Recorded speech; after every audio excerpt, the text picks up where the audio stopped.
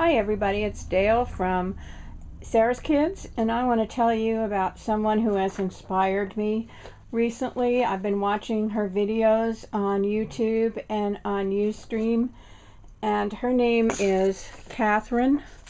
She's from Life on the Scrap Beach.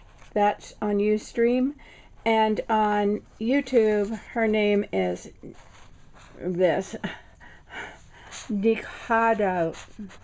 I don't know how you say it, but I was looking up the meanings of the word. This means away from two, and I don't know what the end of the word means, nor do I know what language it comes from. It may be Greek. I'm an English teacher, or I used to be, and I like to know where words come from, but this one has me stumped. So I'm going to email Kathryn and try and find out what that word means. Anyway, she recently did a project with an easel, and she used Tim Holtz's die cuts, and she made this easel, and the die cuts flip over, and I don't know what she used hers for. I made a calendar out of it.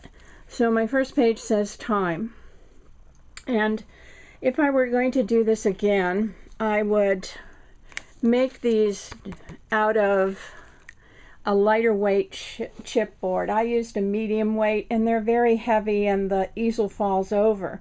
I noticed on her latest video she has ends that she puts in here, and she puts a bag of sand inside so that the easel doesn't fall over, and that's probably a good idea. I need some kind of weight in there so the calendar doesn't fall over, especially on on December. But anyway, I love this idea. This sits on my desk, and then for most of the year it'll be fine and won't fall over. I used some paper from SEI. This set, it's an 8x8 pad, and I've used it for another project, so because I was just trying this out, I used the remains, and you can see that I have very few pages and a lot of little scraps left. So this is the paper I used. It's called Black Orchid, and it's SEI. The background paper for this easel I got at, where did I get that? At Tuesday Morning, in a set where you get 25 of the same sheets. This was double-sided paper, and I just like this green. It's one of my favorite colors, so and it went with this set pretty well, so I used it. And then I just used inside, I used an orange cardstock. So this is my calendar. I covered them with the papers, and then I did the die cut. I covered the chipboard, sorry, with the paper, and then cut the dies so that I wouldn't have to try and fit the papers to the die cut. This is the Tim Holtz die, and I double cut it with the smaller Baroque die, and then I cut his letters out, and the flower came from my Cricut die, Mother's Day bouquet, I think it is. And then these are some small Prima roses, and this is a punch I have. I believe it's a Martha Stewart. Anyway, that's the cover. And then January just has a flower, large daisy flower, which I folded in half. And then this is purchased. Most of my flowers are white when I buy them. I keep them in a big jar like this and dump them out, and then I paint them with whatever.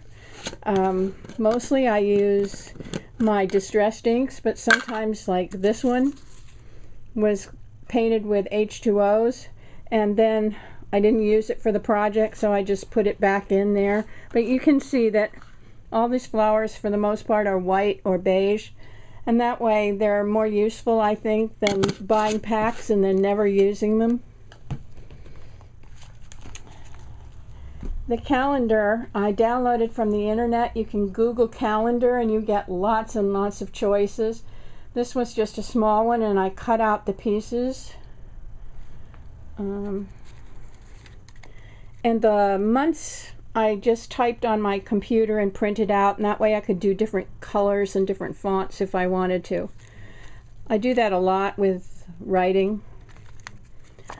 February, this is a Tim Holtz, one of his flower die, and then I put like 6 or 8 of them together, and this is made from a book, which I cut up.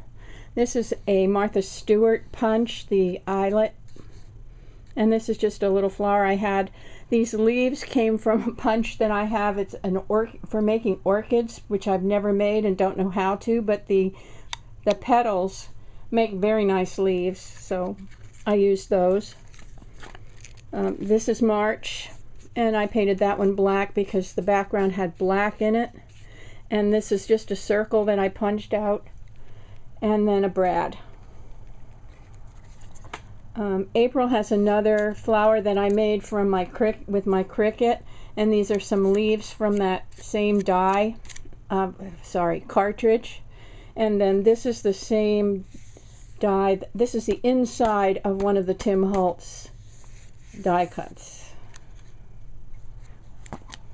This is May. This is just a dyed flower. And these leaves came from some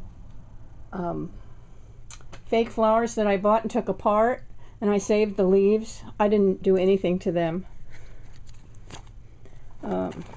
June has another of Martha Stewart's eyelet, and then this is just another flower that I cut and dyed. And then you flip it over for July, and July has another one of those interiors of the Tim Holtz die, and a flower that I made, and more of those leaves. August has a Martha Stewart border punch. It's one that comes out solid. I like that one a lot. And then I just attached some smaller flowers on there with glue. And again, another interior of the Tim Holtz die. This is a EK Success border punch, and then some more of those orchid leaves and some small flowers.